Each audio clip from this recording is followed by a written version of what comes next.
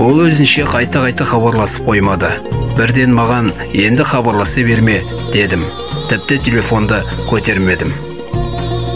3 күннен соң Атырауға қайтып келдім. Қасымдағы досыма болған оқиғаны түгел айтып бердім. Өзімнің қылығыма ұялдым. Оларға ұрсып қоямын, маған неге дұрыстап ақыл бермедіңдер деп. Олар сен бізді атыңдамақ түгілі бізден қашатын болдың ғой деп күледі. Сүйіктімен бірден кесіп, маған жоламауын және бірге тұра алмайтынымды айттым. Шынымен де, ол қызды мүлдем көргімде, ол қыз туралы естігімде келген жоқ. Ол туралы ойласам, денем бір түрлі болып, жаным түршігеді. Гүлшатқа дуалау туралы ештеме айтпадым. Құтылғаныма қуандым.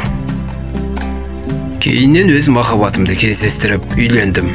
Кейде ойлаймын, сонда шынымен мені Гүлшат сол кезде дуалаған болды ғой. Бір күнде мен ол қыздан шеріп кеттім ғой.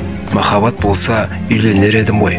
Сонда көзімді шел басып, менің жан дүниемді сиқырлап тастаған ба?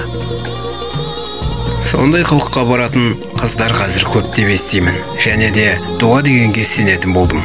Сондай шайтандардың азғыруынан, сиқырлардан, қорқыныштан Алланың өзі сақтасын.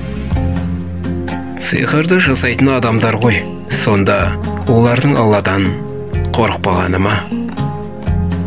Құрметті оқырман, бұл әңгімені қайта-қайта ой тарасынан өткізіп шығардым. Бір ойым бұл арзан әңгіме десе, екінші ойым ешқандай арзан емес.